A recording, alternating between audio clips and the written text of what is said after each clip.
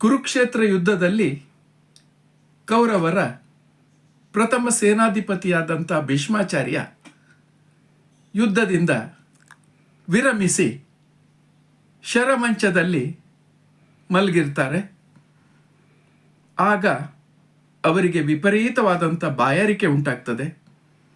ಸವ್ಯಸಾಚಿಯಾದಂಥ ಅರ್ಜುನ ತನ್ನ ಬತ್ತಳಿಕೆಯಿಂದ ತೀಕ್ಷ್ಣವಾದ ಒಂದು ಬಾಣವನ್ನು ಭೂಮಿಯ ಕಡೆಗೆ ಬಿಟ್ಟು ಆ ಬಾಣ ಭೂಮಿಯ ಅಡಿಗೆ ಹೋಗಿ ಅಲ್ಲಿಂದ ಗಂಗಾಮಾತೆ ಚಿಮ್ಮುವಂತೆ ಮಾಡ್ತಾನೆ.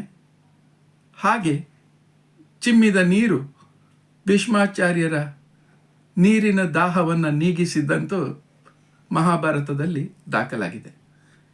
ಹೀಗೆ ನೀರು ಮನುಷ್ಯರಿಗೆ, ಪ್ರಾಣಿಗಳಿಗೆ, ಪಕ್ಷಿಗಳಿಗೆ, ವಸ್ತುಗಳಿಗೆ ಕೂಡ ಅತೀ ಅವಶ್ಯ ಇದೆ.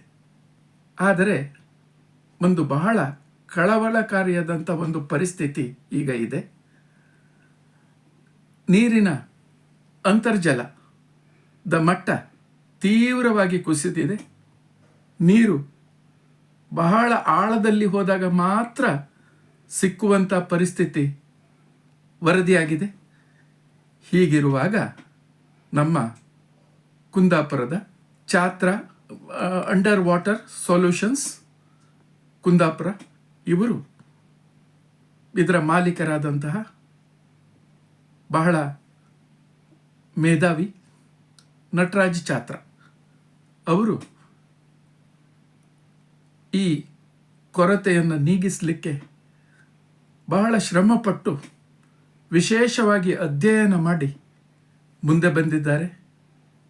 ಇವರು ಅಮೇರಿಕದ ಟೆಕ್ನಾಲಜಿಯನ್ನು ಬಳಸಿಕೊಂಡಿರುವಂತಹ ಒಂದು ವ್ಯವಸ್ಥೆಯನ್ನು ಕಂಡುಕೊಂಡಿದ್ದಾರೆ.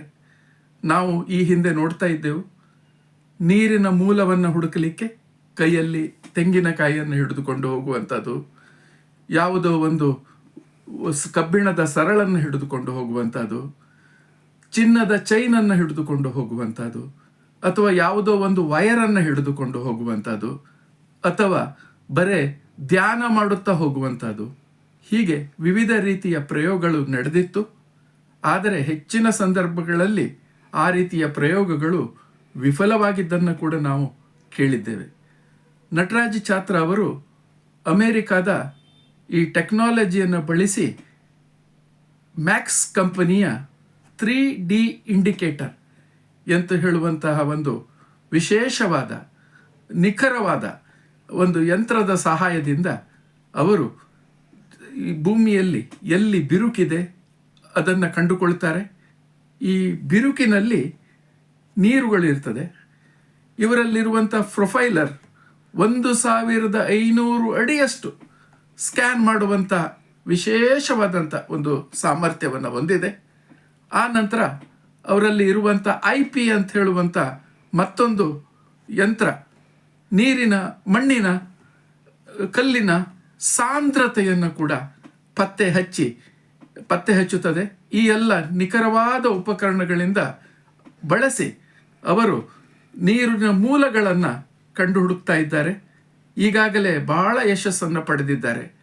ಹೇಳಬೇಕೆಂದರೆ ನಮ್ಮ ಕರಾವಳಿಯಲ್ಲಿ ಈ ರೀತಿಯ ಒಂದು ಸಮಾಜ ಸೇವೆಯನ್ನು ಮಾಡುವಂತಹ ಏಕೈಕ ವ್ಯಕ್ತಿಯೇ ನಮ್ಮ ನಟರಾಜ ಛಾತ್ರ ಅವರಾಗಿದ್ದಾರೆ. ಇವರಿಗೆ ಕರ್ನಾಟಕದ ಎಲ್ಲ ಕಡೆಯಲ್ಲಿ ಬೇಡಿಕೆಗಳಿದೆ. ಇವರ ಯೂಟ್ಯೂಬಿನಲ್ಲಿ ವಿಷಯವನ್ನು ತಿಳಿದುಕೊಂಡು ಇವರನ್ನು ಸಂಪರ್ಕಿಸಿದವರೆಲ್ಲರಿಗೂ ಇವರೆಂದೂ ನಿರಾಶೆ ಮಾಡಿಲ್ಲ. ಕರಾವಳಿ ಭಾಗದಲ್ಲಿ ಅಂತೂ ಇವರ ಅವಶ್ಯಕತೆ ಬಹಳ ಇದೆ. ಯಾಕೆಂದರೆ ಈ ರೀತಿಯ ಒಂದು ವಿಶೇಷವಾದಂತಹ ಸೇವೆಯನ್ನು ಕೊಡುವಂಥ ವ್ಯಕ್ತಿಗಳು ಈ ನಮ್ಮ ಪ್ರದೇಶದಲ್ಲಿ ಯಾರೂ ಕೂಡ ಇಲ್ಲ. ಈಗಾಗಲೇ ಇವರ ಕಂಪನಿಯವರೇ ಹೇಳುವ ಹಾಗೆ ಇವರು ಕೈಗೆ ಎತ್ತಿಕೊಂಡ ಯೋಜನೆಗಳಲ್ಲಿ 95% ಯಶಸ್ಸನ್ನು ಇವರು ಹೊಂದಿದ್ದಾರೆ. ಮುಖ್ಯವಾಗಿ ಇವರಿಗೆ ಈ ವೃತ್ತಿಯಲ್ಲಿ, ಈ ಸಮಾಜ ಸೇವೆಯಲ್ಲಿ ಬಹಳ ಆಸಕ್ತಿ ಇದೆ. ಯಾರೂ ಮಾಡದ ಕೆಲಸವನ್ನು ನಾನು ಮಾಡಬೇಕು, ರೈತರ ಅಗತ್ಯ ನಮಗೆ ಈ ದೇಶಕ್ಕೆ ಬಹಳ ಇದೆ, ರೈತರಿಗೆ ಸಹಾಯವಾಗುವಂತಹ, ಅವರಿಗೆ ಉಪಯುಕ್ತವಾದಂತಹ ಕೆಲಸವನ್ನು ನಾನು ಮಾಡಬೇಕು. ಇದು ನನ್ನ ಸಮಾಜ ಸೇವೆ, ಹಣ ಮುಖ್ಯ ಅಲ್ಲ. ಈ ರೀತಿ ನಾವು ರೈತರ ನೆರವಿಗೆ ಹೋಗಿ ಈ ಕೃಷಿ ಕಾರ್ಯಗಳಿಗೆ ಸಹಾಯ ಮಾಡಿದರೆ ದೇಶ ಅಭಿವೃದ್ಧಿ ಆಗ್ತದೆ ಅಂಥೇಳಿ ನಮ್ಮ ಮಿತ್ರರಾದ Nataraj Chatra under water solutions Kundapura ಇವರು ಆಗಾಗ ನಮ್ಮ ಬಳಿ ಹೇಳ್ತಾ ಇದ್ದಾರೆ. ಇವರ ಈ ಉದ್ಯಮ ಯಶಸ್ವಿಯಾಗಲಿ, ಇವರ ಈ ಸಮಾಜ ಸೇವೆ ಏನಿದೆ ಇದು ನಿರಂತರವಾಗಿ ಮುಂದುವರಿಲಿ, ಎಲ್ಲರೂ ಕೂಡ ಇವರಿಂದ ಪ್ರಯೋಜನವನ್ನು ಪಡೆದುಕೊಳ್ಳಿ ಅಂತ ನಾನು ಶುಭವನ್ನು ಹಾರೈಸ್ತಿದ್ದೇನೆ.